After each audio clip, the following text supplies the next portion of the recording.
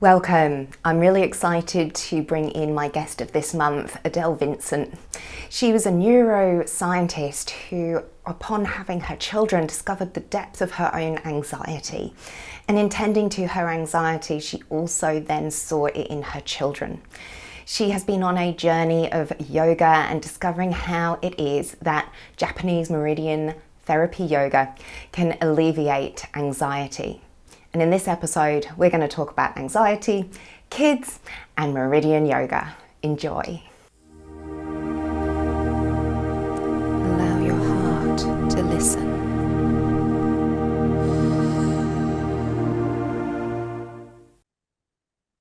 Okay, so I'm really pleased to be sharing this time with Adele, who is a dear friend and colleague, and I'm very excited with what she's been creating over I feel like it's like many years. It has been many years. She's been working so hard on these wonderful gifts she's bringing into the world. And so I'm really excited to have her sharing her knowledge, her wisdom, and what she's got today. And I'm going to begin by just tuning in with Adele's awesome teachings around meridian-based yoga therapy. And I'd love to know more about what brought you to this practice of yoga. Thank you, Ned. Lovely introduction. Well, Meridian Yoga, it's something I discovered while I was doing my original Hatha yoga teacher training. I was talking to my teacher, Mark O'Brien, and saying, I'm seeing all these kids in the playground and my own kids who are not, particularly my eldest, who are just, there's so much anxiety and there's so much stress around their schooling and all their high expectations that we have of them in their activities, and their whole life is so structured and so much pressure, and they're quite anxious, and this is playing out with this chaotic playing in the playground, and it's just nuts. And I could see it in myself and in the other parents around me. They were just, everyone was too busy and it was too hard to connect, and there was a lot of stress in the environment around me. And this was pre-COVID too. So I asked my teacher about children's yoga, because I was really keen to help kids. And I'd also just been practicing yoga for myself for a long time and found it very helpful for my own mental state, my own anxiety, which I have had as a lifelong battle, in a sense, or blessing, in fact, as it is now. And he put me on to Lorraine Rushton of Zenergy Kids Yoga. She's a teacher trainer of children's yoga teachers. And so I went, oh, fantastic. Looked up her stuff, and I did all her courses back to back. I was like, yep, this is me, right in. And it was yoga therapy, which I'd never heard of before. And so it was for kids, but I was doing it on myself. I was practicing it all. I was like a sponge. I was practicing all of the yoga that she taught us through those courses, which are supposedly to teach kids. But I was like, no, this is what I need. And I just found it to be absolutely life-changing. It just became my whole practice. And it's just hard to describe, I guess. It's based on the meridians. And so you target very specifically meridians that you want to work on, that you need. And you can tell what you need because it's tied into, it's the 5-element theory that's behind it. And it's tied into the seasons, 5 seasons or 4 and a bit, the emotions that go with those seasons, the organs that go with those seasons. And so you can target, so for example, anxiety has a lot of fear. It's a fear-based problem or issue. And so you target the water element, or the kidneys and the bladder, which actually makes a little bit of sense in terms of science too, because the kidneys are highly connected with the adrenal glands, which produce the adrenaline and that fear response, like fight and flight response, and the regulation of the sympathetic nervous system and the parasympathetic nervous system. That balance, is connected through the water element, or the kidney bladder meridians. You've just really made brought the image to my mind of like when we're scared and we just look like we need to go to the loo. Yes. Do you know, like, you know what I mean? When someone just kind of goes and like Yeah. crosses their legs, and like puts their arms across their low belly, it's like, Yeah. it's like that. I'm fearful and I go into that contracted. Yeah. So it really, the way you described that, that's the image that fully came into my head. And it's, yeah, like you say, it's like both the science and the meridian science Yeah. of explaining it. So that was so beautifully done. Thank you. Lovely image. That's perfect. It's the water. I mean, it's the bladder, it's the water, it's the urine in there. That's all connected. Like it's on a metaphysical level, a mental level, emotional level, physical level, the whole lot. It's connected. So yes, I did my training with Lorraine. I was practicing it, and then through Lorraine, I was introduced to Andrei Gospodarczyk, who is the master yoga teacher, or was. Unfortunately, he passed last year. He was teaching Ryoho yoga, which is where she was taught the yoga. So I started going to his classes whenever I could, which were across Sydney. But I got to as many as I could, and I went to a retreat, and I just loved it, and it became my yoga life for sure for many years. And and then I retrained with him, or not retrain, additional training in the full foundation of it. And then I noticed things like if I focused on doing, say, kidney specific yoga classes for like 3 in a row, or for a whole week or several weeks, I went from being fearful riding my mountain bike down steep, gnarly stuff following the kids to going, oh yeah, oh, I can feel my kidneys just went, whoa, activation. But it wasn't overwhelming. And it gave me that ability to actually stay relaxed and negotiate the mountain biking or whatever it was. But I noticed strongly with mountain biking, because it's very, like, the fear is very real when you're facing some really gnarly downhill. If you come off nasty, yeah. So I just noticed that switch, really quite a rapid switch, when I'd been doing a whole heap of kidney yoga. It does remind me, it's like my journey of getting over my fear of deep water, right? It's like we have to take steps to confront like whatever it is that we're anxious of, whatever that fear is, like whatever the emotion is. Because obviously, I mean, the moment we're talking about anxiety, because that's been your journey, and obviously was your concern with children in school. And I think it's just like it's become the bigger pandemic than COVID ever could be. Is actually like the level of anxiety we have in this world, of all the doom and gloom that we're told is going to happen in the future. And so everyone's super anxious, right? And so it's a really relevant fear-based emotion. And so I think it's really helpful to have the idea that there's grounded physical movement practice that you can do, right? Where someone doesn't need to be like, I need to go to talk therapy to talk through my fear of whatever. It's like, no, you can just work with your body, do some movements that actually can really help you ground, still be present with what's scary, because the world still has stuff going on, but that you can be really present and move through that. And that's a really awesome tool, right, that someone can step into, and it makes you maybe feel a bit fitter and stronger in the process, which is, nothing to kind of dismiss, right? Because when we feel physically strong and able and centered in our body, that helps with the emotions, right? Because they've got something to land into that feels good. So Absolutely. It's like multifold practice. And I guess that's the work of working with the meridians.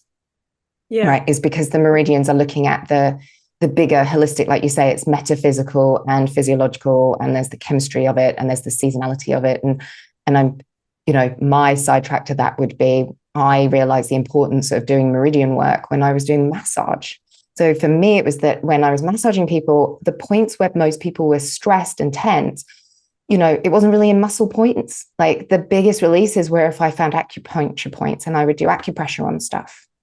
And so then I started, I was intuitively discovering the meridians. And so I wanted to start learning about it. And so that was for me, my way into really working more with meridians, because I recognized that actually that was where most of the energetic congestion was flowing through bodies when I was massaging them. And so I'm very much with you in that meridians are really, really powerful way through the body to access emotional and mental shifts as well as spiritual shifts. So really powerful method. And obviously, I went off and also did Japanese meridian-based yoga therapy training, but not with your teachers. And so in terms of the anxiety and the emotional piece, like as a parent, because that was your original question, was like, how can I do this to help my kids? And then obviously you felt the benefits of it. So what in particular as a parent, like you were seeing these concerns in the playground with the kids and their behavior. So how did you identify those issues? I guess is one question as well, because there's a lot like people expect, this is how school is. You just have to do your exams. You just have to pass. You just have to, it's like there's a lot of parents that might should their kids of like, this is just the norm of what happens. And then, their kids might get diagnosed with things like attention deficit disorder. And like, there's all kinds of, like neurodivergent spectrum that starts to kick in because kids are stressed and therefore can't pay attention at school, right? And so I'd love you to talk a little bit more to kind of like some of the behavioral things maybe that you've seen about anxious kids and their behaviors. That's a really good question, Nid. And it's not one I've actually been asked before because it's so normal. As you said, it's normalized in our society. For me, there was a really strong contrast between living in Hobart and living in Sydney. So I started off, I've lived in Hobart for most of my life. Then we moved to Sydney. My eldest son had just started kindergarten in Hobart, and he had a year in school here, just a state primary school. Fantastic teacher, very relaxed. It was wonderful. And then he went to Sydney, and he was in a very large public school, which is, anything large is going to make things more. There's more room for anxiety and stress, of course, because we've got a lot more to cope with. But it was more than that. It was the whole energy of Sydney was anxious, was stressy. And you go to Hobart and you're just like, I can breathe, I can move slowly, no one's rushing, no one's angry, no one's beeping the horn at me. And then I'd go to Sydney and it would be this, I could just feel this tension as I flew in or drove into Sydney. I could just feel this constant, like there's a constant buzz of energy and noise and light and pollution and everything. All your senses are assaulted on all levels. And the kids, they pick that up, they reflect it. And it just, like kids, very transparent to energy. It goes into them and it comes out. And so what were their behaviors that were particularly like, what was his difference then from like being very calm and kind of quite centered? And then he started doing what differently? Well, in general, the kids were sort of crazy. They were nuts in the playground. They would be very physical. So they'd be cartwheeling past you. They'd be running and screaming. And I mean, I know that's sort of normal for kids, but there was this higher level. And it was also all the noise was bouncing off the buildings because it was quadrangles and there was too many demountables and it was asphalt. So there was a lot of noise and energy bouncing off the objects around us and all the people around us. So the kids were there was just this frenetic, chaotic energy in the place. And my eldest, he sort of went into a shell and went quite quiet in that environment. But when he got home after school, he would have wet his pants most days during school. Mm-hmm. He would have tantrums, like major meltdowns. He had to eat. As soon as I got him, he'd like put food into him because he would have a meltdown. He'd have one anyway, but that would at least temper it a little bit, just to like ground him a bit. Yeah. And he was highly anxious, and he used to get very congested in his sinuses as well, like really congested, like thick. Okay. I won't go there. Yeah. Nasty stuff. And so there was this contrast between Hobart to Sydney. Say at the beach or in nature somewhere when we went walking or riding our bikes versus the playground at school and the effects after school that I saw in him and in his friends too. A lot of them were very they were all very there was a lot of what you call bad behavior. There'd be Okay. like language, bad language, being really destructive, Mm. breaking things, being mean to each other, like really nasty, really nasty. So there was all these energies that were coming out. I don't see that here. We're back in Hobart now, and my sons have gone through. My eldest is still at the primary. Sorry, my second is still at the primary that my first started at. The kids are so different. It's like night and day. They're grounded. They can talk to you as normal people. I am stereotyping a bit. I am generalizing, Mm. but this was the energy that I felt. Yeah. That really big difference. And the kids, I- once they And got sorry, I had one other question in terms of those differences. Were they like with the food cravings? Was it food or was it also like more sugar and stuff like that and yeah, stimulants? Yeah. once, definitely. Yeah. Yeah. A Okay. lot of, and dairy in his case, because, that was part of his needing Oh, to the mucus. satisfy. Yeah. Yeah, the mucus. Yeah. Yeah. And Yeah. I think that was, I mean, that's another whole story, but that was one of his I guess it's the sweetness in the dairy and that Yeah. satisfying, that rich, that groundingness in the dairy, that the sugar and the dairy were really his two sort of, they were like drugs. Like Yeah. you No, think, they are really, I mean, because, yeah, and it just, I mean, I don't have children, so I can't say in terms of being a parent, but I can remember being a kid and, mm, when I would be stressed out about stuff, I would go into that desire of hyperactivity. yeah, And I don't want to go to bed and I'm going to like, yeah, like you said, I would spin around and, like go crazy with dancing around the room. And so like, it's, that is a natural expression, I think, of a child like in overwhelm and they're trying to physically release the overwhelm. exactly. Right. Absolutely. Completely hyperactive, unable to calm down, Mm. Yeah. unable to settle, unable to sleep well because of that, waking up, in the night or And too early. And so then it's not a surprise, right? Like a child that's in that level of overwhelm, right? And probably then bad behavior. It's so easy then for us to like layer in what might happen to other people in their lives as kids of like abuse cycles, right? Because bad behavior tends to lead to more shouting, more likely a parent's going to accidentally, go resort to hitting you or whatever, And so if there's any abuse history in a family, it's going to help kind of bring that up and trigger it and recreate that ancestral trauma that maybe is through a family line. And so like there's that layer, isn't there? It's like we're now giving even more stress to the kids, which can create even more trauma and bring in more trauma into their lives that they then have to carry through and work through adulthood. And so if we can see those ways we can help the kids with their anxiety levels, then their behavior doesn't create potentially worse situations because their behavior is not as extreme. Mm. Right. And therefore it doesn't trigger parents to have to respond. And maybe not all parents have that emotional awareness to not be reactive with their kids. Yeah. And that's really what started me on this whole thing, was because I had kids and then they were triggering me. I'm like, whoa, this is not cool. I worked out by the time my eldest was 2, it's like, no, I need to sort myself out.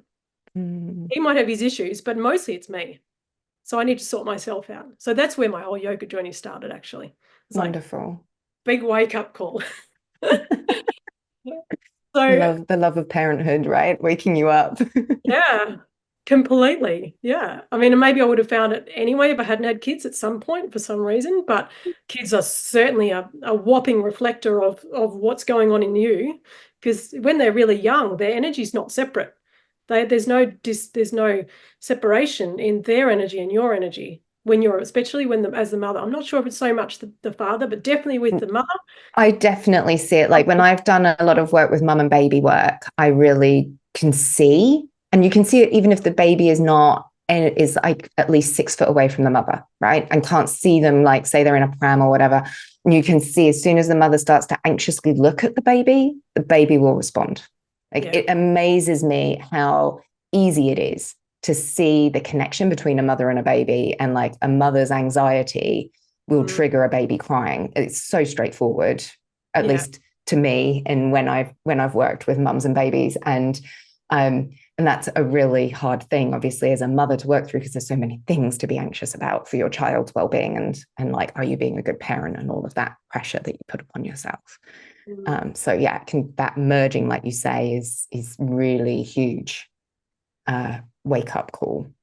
And so with your discovery of Japanese Meridian Yoga, and like you seeing your triggers and your anxiety and how it was helping you be a more grounded mother, and being able to do more fun things with your kids, how did that inspire you to work with kids? What did you decide as your way forwards for working with children? Initially, I started teaching them because I'd done all of Lorraine's courses. I also did Rainbow Yoga course. So I had several courses under my belt, plus my adult yoga teacher training and my own personal experience. So I started doing kids and carers classes, so kids with grandparents or mothers, parents, whoever, with the preschoolers, and a class at Manly Yoga while it was still open for children. And so I was trying to work directly with kids and their parents, because I was always very much aware of what's going on in the parents or the grandparents or the carers, whoever, is what's going on in the children. So it's not just a matter of working with the kids, it's also a matter of working with parents. And at the same time, in fact, even before I did my original training with Lorraine as energy. While I was doing that training, I came up with the idea of writing stories, yoga stories for kids, because I was aware that I couldn't teach them all. And when I started teaching them all, I was even more aware that I can't teach them all. It's like I could need to clone myself a million times before I could teach all the kids. And then, obviously the world doesn't work like that.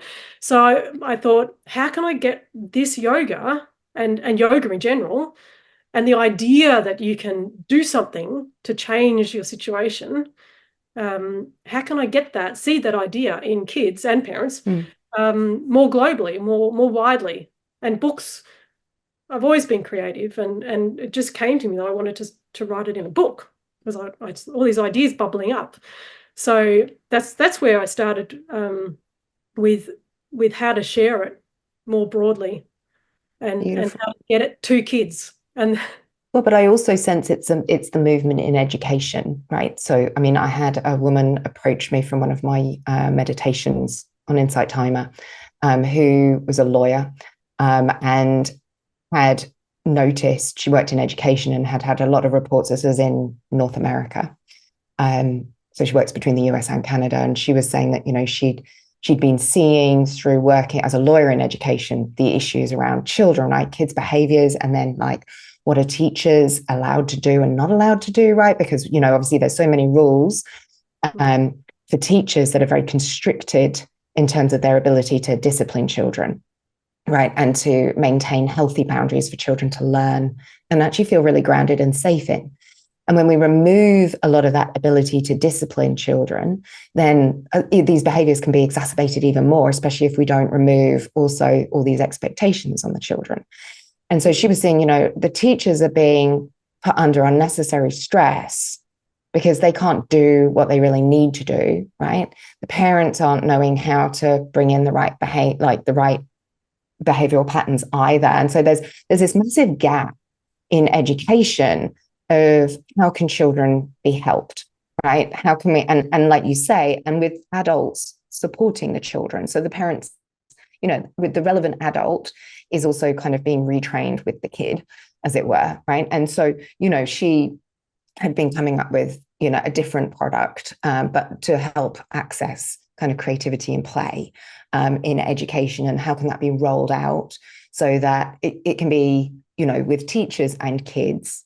Maybe it's like a side adjunct in what they have to learn at school, but then also, parents might be interested, like the grown-ups at home might be interested in it, so that it just, again, it's helping kids to access their innate nature, which is curiosity, playfulness, like discovery of things. Like they learn through these dynamics, being allowed to play fight or whatever it is, so that they can do that. And so I do think that there's a shift in education that is at a very kind of still early stage, where things like your books would have a much bigger place to be like where you can have like, let's stop in school, like, we'll all stop and we'll just do 5 minutes. We'll just, they do three of our yoga exercises, and then we carry on with our lesson, and it's like how it could be woven into education so that the kids are getting that balance. And I sense that's the issue, is more to do with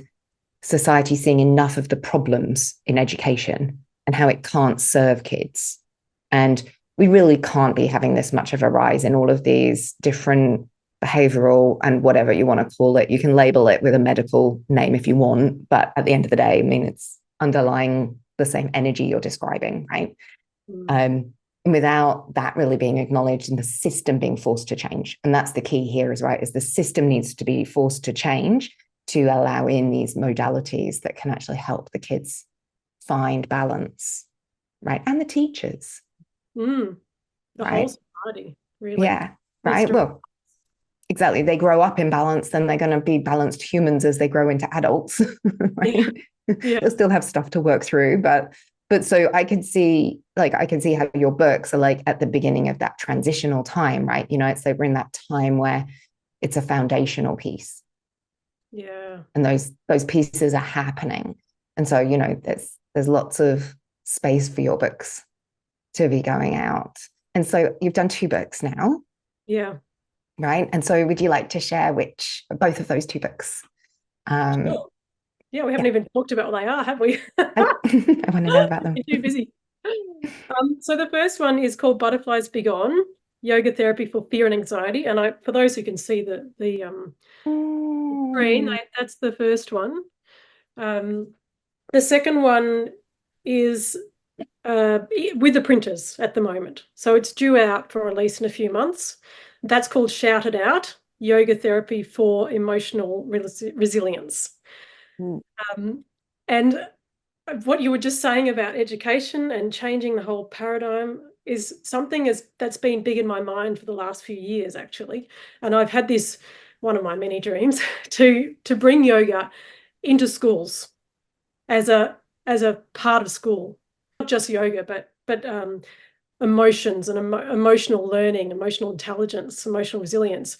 And so that's where my second book has come from, really, is this this desire to help bring the idea that learning about our emotions and how to manage them and how to be balanced in society and be allowed to express our emotions, but in a way that's socially acceptable and safe, whatever in our culture, whatever that might be, as opposed to just repressing them and squashing them and not acknowledging them and not learning about them. Because really at the moment, kids just learn by osmosis. They learn by the role modeling of their parents and their teachers and their peers, particularly their parents. So if their parents aren't emotionally intelligent, then neither are the kids, really. Yeah. Unless they do a lot of work on themselves as they get older, which is what I've done. So this is a reflection of my own journey, where as a child, it wasn't safe in my family to express emotions. At least that's how I felt. Yeah. And so I squashed them all. I became numb to them all, and I didn't acknowledge them. I didn't know what they were. They just create all sorts of physical issues like digestive issues and anxiety and stress and inability to focus and hyperactivity and all the things that we would call now as some sort of neurodivergency. It was, I think, more just a lack of feeling safe to express my emotions and be myself. Yeah. So my second book is all about expressing our emotions, but in a safe way that doesn't hurt anyone or ourselves. Learning to deal with the old emotions, things we've stored, so letting them out and acknowledging them, and then bringing in positivity, so acknowledging our strengths, our inner strengths, through affirmations and strong poses that reinforce that. So there's this transition of the character through rah, wanting to let it all out and rah, scream and yell and cry and whatever, through a gradual transition with an imaginative story. Like both of them they start in the real world and they go into an imaginative world. And that's a Mm. big part of the learning, because it's also me trying to express the idea that it's part of yoga, but it's also beyond yoga a little bit, I think, or Mhm. it's broader than yoga, where that using the imagination and visualization to do a lot of that processing, the mental processing. So it's sort of Mm. more working in the metaphysical, psychic Okay. So world. it's more the reticular activating system part of the brain, right? In terms of like activating, you know, our ability to kind of step into a different frame, right? Which then helps us Yeah. biochemically kind of like biochemistry, yeah, kind of like start to release different hormones and stuff and generate a different feeling within the body. Yes, precisely. Yes. And there's nothing as powerful as that system and the Right. imagination to do that, in my opinion.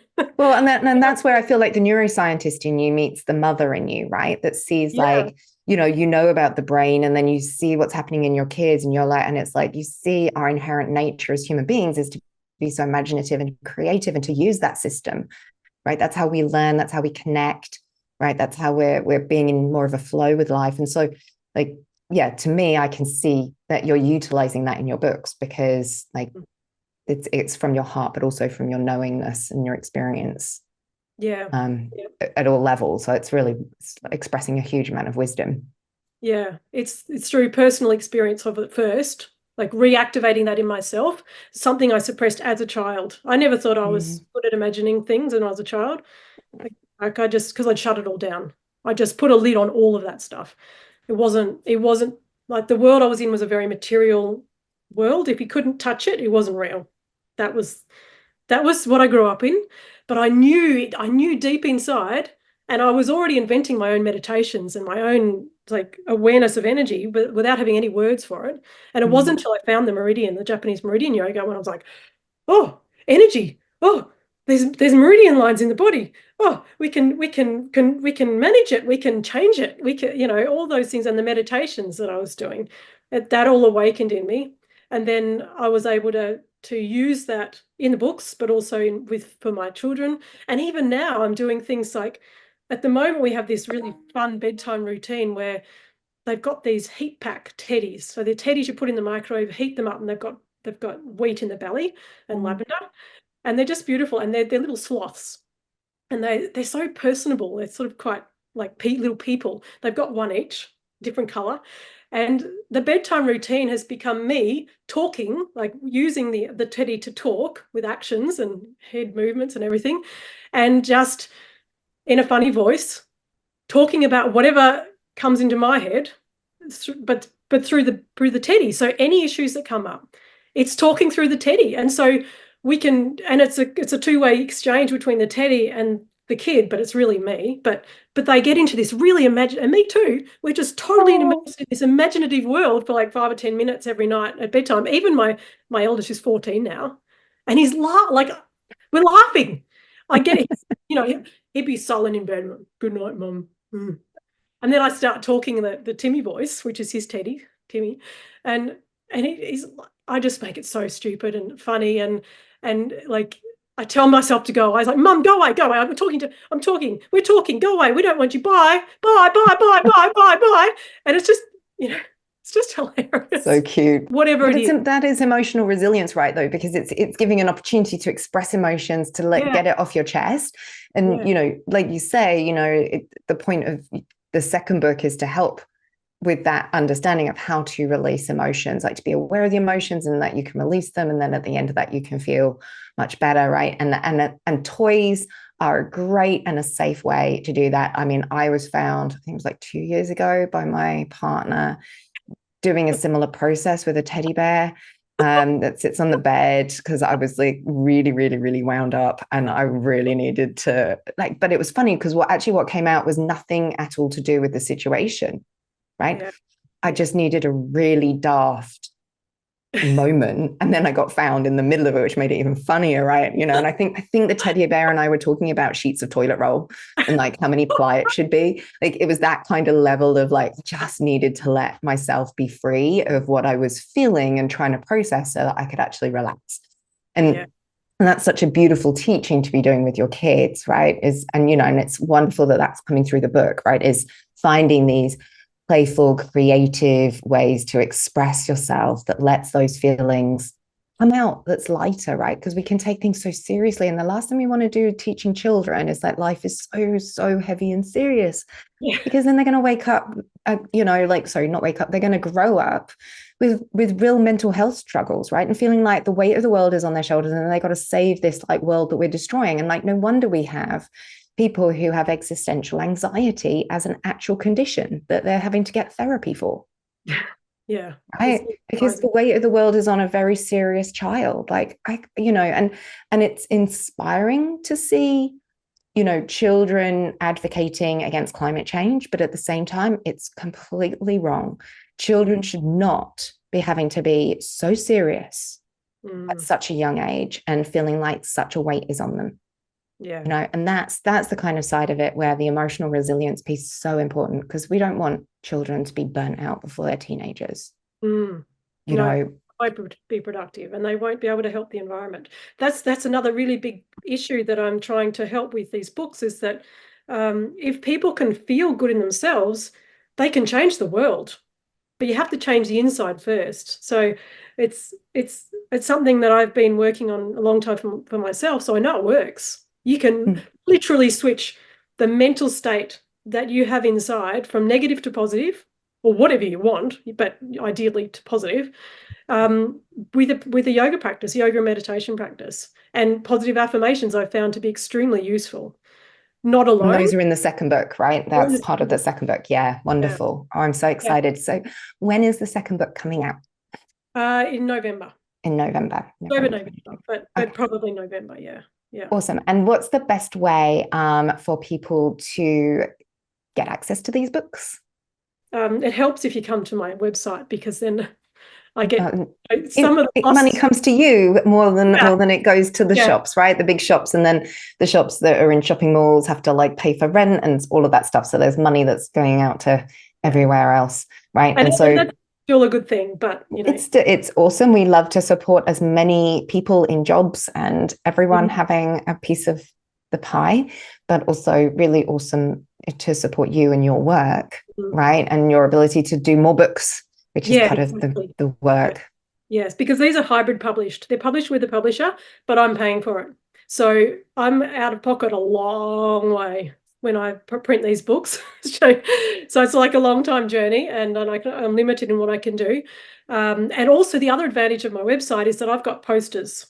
So there are yoga sequence posters, one for Butterflies Be Gone, and one I'm about to get printed for Shout It Out, which go with the books, but you can't get them in the retail stores. It's only on. So definitely go to your website to get the PDF posters that you can download, and also to buy the book direct from Adele.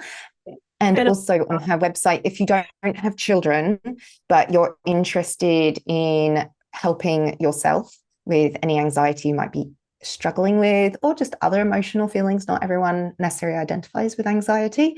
Meridian-based yoga is a beautiful form of therapy, a therapeutic approach for, as we've said, like the body, the emotions, the mind, and the metaphysical and the spiritual realm.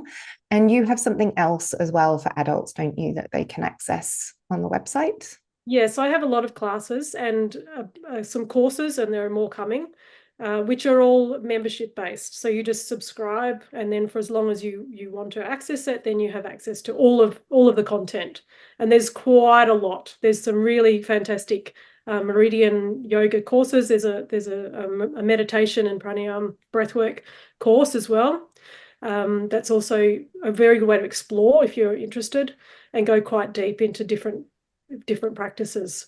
And there's more coming. Beautiful, thank you. Yeah. And I raise that just because obviously if you don't have children, I mean, the book's still awesome, even if you're a grown up, but you might be interested in doing some of the practices. And Adele is a beautiful teacher. She and I co-delivered a product that we both have in our memberships 4 years ago, during the pandemic. And she was delivering her Japanese Meridian-based yoga therapy classes back then, and they were the most popular classes that we ran. So and I remember seeing the counts on YouTube. She got the most views, so she's like, way more fun than me to watch. So please do go over and watch her classes and do them, because do one of her trials on the membership, because she's a great teacher. She's very, as you can tell, very calm, very present, and has a lot of wisdom to share, and you'll really get a lot of value out of doing those sessions, those those recordings that she's got in her amazing big library. And is there anything else you want to share before you go? Because otherwise I'm just so happy to have you. It was so wonderful to talk. Yeah, they've got, I've got more book projects in the pipeline. Got my tiny book series that will be coming out hopefully on Etsy soon as downloadables. That's pretty exciting. Cool. That'll also be on my website. Do you have an email then that they can sign up to if they go to your website as well, so they can be kept up to date with your new books? Yeah, that's awesome. A really good way, actually. Yeah. The stuff that's coming out, new courses, new books, whatever offerings. Yeah. So we will pop the link down to Adele's website beneath the show notes, and you can then jump to the bits of her website that are the most relevant for your interest, and follow her, try out her classes, grab her books as gifts for any poor crazed parent out there with anxious children, which is probably most parents. And we're just so grateful to have Adele on. I know that there's probably another interview with Adele that is more to do with books and how to write your own books and like the business side of things as well, because that's always a fascinating separate conversation. But for today, I felt like this was definitely the resonance that really felt the most supportive for everyone, and to share just has such a big impact when it's to do with children and our future. So thank you so much, Adele, for coming on and for sharing your beautiful gifts with us. And until the next time, we will connect for the future, and best of luck with your book launch coming up in November. Thank you so much, Nid. It's been wonderful to talk to you. Thank you.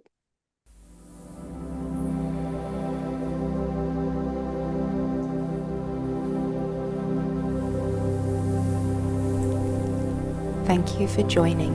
Have a wonderful day.